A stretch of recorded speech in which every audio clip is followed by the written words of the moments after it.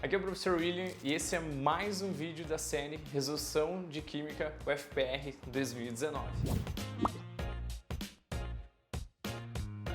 Nessa questão, o conteúdo cobrado foi o conteúdo de reações orgânicas. O que o candidato precisava saber?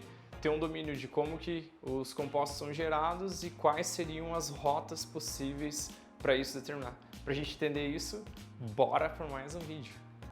Nessa questão 56, exigia que o aluno conhecesse algumas rotas de reações orgânicas para determinar quais produtos poderiam ser obtidos através dessa cetona aqui. Os exercícios começam assim, ó.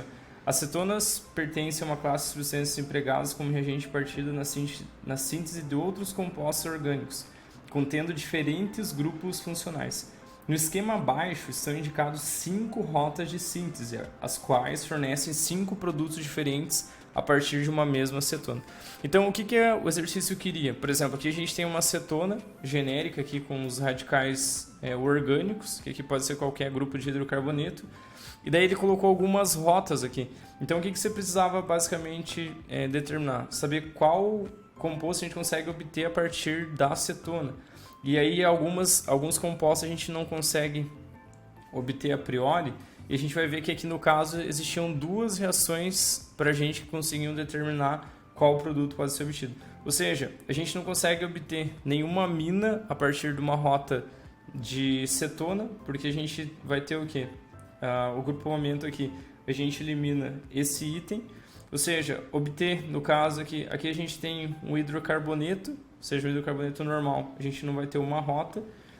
E aqui também um éster, né? Tipo, o éster geralmente vem da reação de esterificação entre um álcool e um ácido carboxílico. Essa rota aqui a gente não vai ter. Para a gente vai sobrar essas 2 rotas aqui, que vai ser a obtenção de um álcool e a obtenção de outro álcool, que no caso a gente vai ter o quê? A redução desses compostos. A gente vai ver como é que o que você precisava. Se você já tinha esquematicamente lembrado que a oxidação de álcools gera cetona, você conseguiria obter esse processo aqui. O que a gente vai fazer? A gente vai fazer o processo de reação de redução. Ó. A gente vai começar primeiro pelo composto 1 aqui, pela essa rota 1. Ou seja, essa rota 1 seria a reação do quê? A reação de redução da cetona. Então aqui, ó, redução da cetona. A gente vai ver como é que funciona essa reaçãozinha. Ela é bem simples, na verdade. A gente só precisa entender como é que funciona esse mecanismo. Essa redução da cetona, como é que ela vai funcionar? Eu vou escrever genericamente aqui a cetona que a gente tem ali, ó, R, C, dupla O, R. A gente vai reagir, fazer essa reação de redução com hidrogênio nascente. Geralmente a gente utiliza o hidrogênio nascente para reações que normalmente não reagiriam com hidrogênio, mas você pode trabalhar com ele aqui também. Aí conhece, esse hidrogênio aqui, ele vai reagir, ele vai atuar nessa dupla aqui, ó. Ele vai fazer o quê? A quebra dessa dupla. Aí quando a gente tem a quebra dessa dupla, a gente vai ter a abertura dela. E ela vai ficar mais ou menos assim, ó. Vai ter R, C, a gente vai ter aqui o R. Aquela dupla que tinha ali, uma parte dela vai vir para baixo, né? Que a gente vai ter a ruptura e a outra vai ficar ali na valência. E o que acontece? A gente vai ter o oxigênio aqui dentro desse componente. Aí o que acontece? Como a gente tem o hidrogênio disponível, esse hidrogênio que estava aqui, ele vai se ligar tanto aqui embaixo quanto ao oxigênio. Aí se você observar aqui, ó, esse composto é basicamente esse composto aqui formado, que é um álcool secundário aqui pra gente na reação. Então, basicamente, você precisava conhecer essa rota, senão você não conseguia chutando, né? Você precisaria previamente já saber como é que é o processo contrário da reação. Então, nessa primeira rota aqui seria a redução da cetona. Na rota 3, a gente vai ter uma reação bem específica aqui com compostos de Grignard. O que a gente vai fazer aqui? Então, ó, a terceira rota ali, ó, a terceira rota vai ser a reação de adição. Ó, a reação de adição com compostos, vou colocar aqui, ó, compostos de Grignard. O Grignard. Então, nessa reação aqui, a gente vai ver que ela é uma reação específica, ela não é tão difícil para a gente entender. O que a gente vai montar aqui? Ó?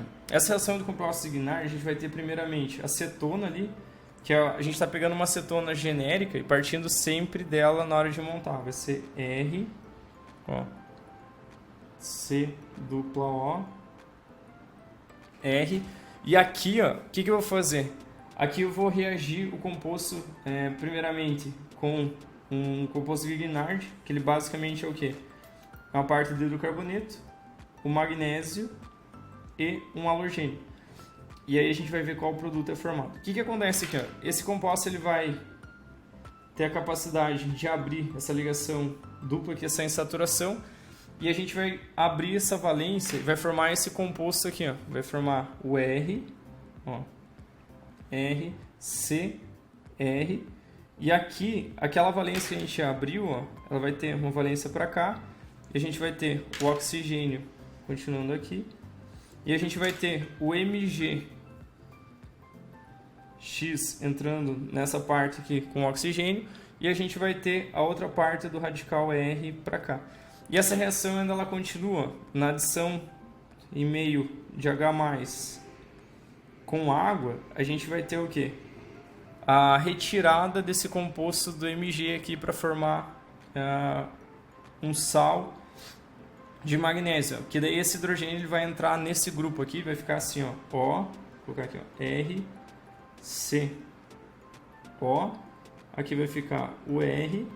Aqui a gente continua com o radical que a gente tinha lá, e daí acontece, esse hidrogênio aqui ele vai entrar nessa parte aqui, onde estava o Mg, e esse MgX ele vai sair para formar o componente que vai ser um sal de magnésio, que vai ser mais o Mg, ó, o MgX2. Então, o que acontece aqui? Ó? Basicamente, essa questão ela exigia que você conhecesse um pouquinho de rotas para conseguir realmente determinar qual rota você utilizava ou não. Aí a resposta para a gente fica a letra B aqui nas alternativas. Então é isso, gente.